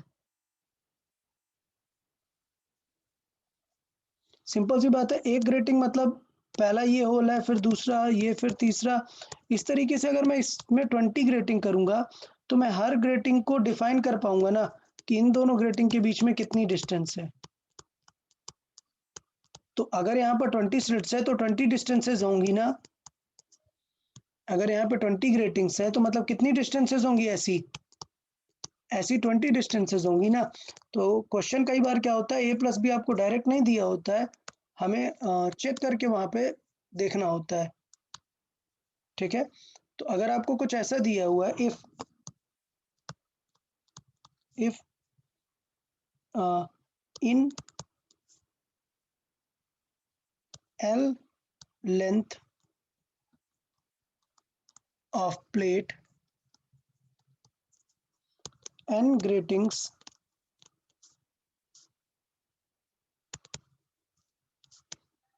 आर अवेलेबल, देन जो डी हो जाएगा हमारा, then D is equal to A plus B जो है उसे सिंपल वे पे हम ऐसे भी सॉल्व कर सकते हैं, that length divided by N. तो वो इनडायरेक्टली हमें किसकी वैल्यू दे देगा, डी की वैल्यू आ जाएगी, क्योंकि जितने नंबर ऑफ स्लिट्स हैं उतने कैटेगरी ऑफ डी के वहां पर चांसेस रहेंगे। ठीक है, तो ये हमने देखा कि एक डाइफ्रैक्शन ग्रेटिंग एक एग्जांपल है इंटरफेरेंस का, और हमने डाइफ्रैक्शन के कुछ एग्जांपल्स देखे। अभी काफी सारे एग्जांपल बचे हुए हैं, बट हम एक बार बोर्ड्स की बुक में से देख लेते हैं कि डाइफ्रैक्शन हमने कहाँ तक कंप्लीट किया हुआ है। तो एक बार बोर्ड्स की बुक में देखने हैं, YDSE हमने कंप्लीट कर दिया है, मैंने पहले भी बताया था। अच्छा, स्टार्ट से देखते हैं क्या क्या चीजें हमने कवर कर ली हुई हैं। जैसे मैंने बताया था पोलराइजेशन है, ये अभी हम लास्ट में पढ़ेंगे, मतलब नेक्स्ट लेक्चर में, कल हम कंप्लीट कर लेंगे इसे। पोलराइजेशन ऑफ लाइट को कल हम कंप्लीट करेंगे। पोलराइजेशन के बाद जो था, पोलराइजेशन ही है अभी, इंटरफेरेंस, ये हमने कंप्लीट कर लिया हुआ है, दोनों टाइप का। YDSE भी कंप्लीट कर लिया हुआ है, YDSE का पूरा सॉल्विंग कंप्लीट कर लिया हुआ है। YDSE कब अवेलेबल होता है, कब मिलता है, स्टेबल पैटर्न, इसके भी केसेस हमने देख लिए थे। आप लोग सब इसके केसेस भी याद रखेंगे, सारे केस लर्न करेंगे पॉइंट टू पॉइंट। दोनों सोर्स मोनोक्रोमेटिक होने चाहिए, कलरफुल, अगर वाइट रहेंगे तो कलरफुल रहेगा, एम्पलीट्यूड नियरली सेम रहना चाहिए, फेज डिफरेंस नहीं रहना चाहिए, स्लिट बहुत ही नैरो होनी चाहिए, मतलब लेमडा के रेंज में कम होनी चाहिए, और पोलराइज्ड स्टेट में होना चाहिए। ये एक एक्स्ट्रा पॉइंट है, पोलराइजेशन के बाद हम देखते हैं। फिर उसके बाद लॉयड मिरर एक्सपेरिमेंट है, ये भी हमने डिस्कस कर लिया हुआ है। लॉयड मिरर के बाद फ्रेस्नेल बाइप्रिज्म एक्सपेरिमेंट है, ये भी हमने डिस्कस कर लिया हुआ है। इस पे एग्जांपल आप देख सकते हैं। ऑप्टिकल पाथ वाला मेथड भी हमने कर लिया हुआ है कि अगर स्लिट के बीच में एक मटेरियल लगा लेंगे तो क्या होगा। डाइफ्रैक्शन हमने पढ़ लिया हुआ है, डाइफ्रैक्शन क्या है आप एक बार रीड कर लेंगे पूरी फिनोमेना डाइफ्रैक्शन की। फ्रॉन-हॉफर डाइफ्रैक्शन भी हमने पढ़ लिया है, और फ्रेस्नेल डाइफ्रैक्शन भी हमने पढ़ लिया हुआ है।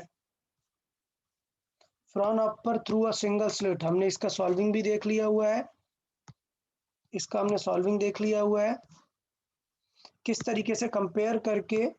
मैंने बताया कि एक इटरेटिव सॉल्विंग है, एक इटरेटिव सॉल्विंग है पूरे डाइफ्रैक्शन की, हमने किस तरीके से सॉल्व कर लिया है, width of central bright fringe, ये सारा कुछ हमने डिस्कस कर लिया हुआ है डाइफ्रैक्शन का। ठीक है, फिर दोनों का कंपैरिजन, ये टेबल यार बहुत इंपॉर्टेंट है, ये टेबल आपको बहुत अच्छे से याद करनी है कि यार ये YDSE में और सिंगल स्लिट डाइफ्रैक्शन में क्या कंपैरिजन है, ये आप देख सकते हो।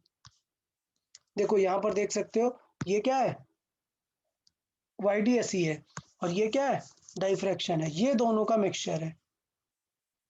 ठीक है, अगर हम इंटरफेरेंस को डाइफ्रैक्शन के साथ मिला के देखेंगे, डबल स्लिट डाइफ्रैक्शन पैटर्न है यहाँ तक। सो नेक्स्ट लेक्चर में हमें क्या स्टार्ट करना है, ये resolving power, Rayleigh's criteria for resolving power, ये सारी चीजें हमें यहाँ पर डिस्कस करनी है। ठीक है, एरेज रिंग, ये सारी चीजें हमें डिस्कस करनी बाकी हैं, और इसके बाद पोलराइजेशन। तो एक लेक्चर का भी हमारा वेव ऑप्टिक्स और बचा हुआ है। सो वेव ऑप्टिक्स ऑलमोस्ट हमारा कवर हुआ है, एक लेक्चर बस और बचा हुआ है, वो हम कल के लेक्चर में उसे कंप्लीट कर लेंगे। ओके देन, आई गेस आज के लिए काफी है। Okay, bye bye everyone then, bye bye, bye bye everyone.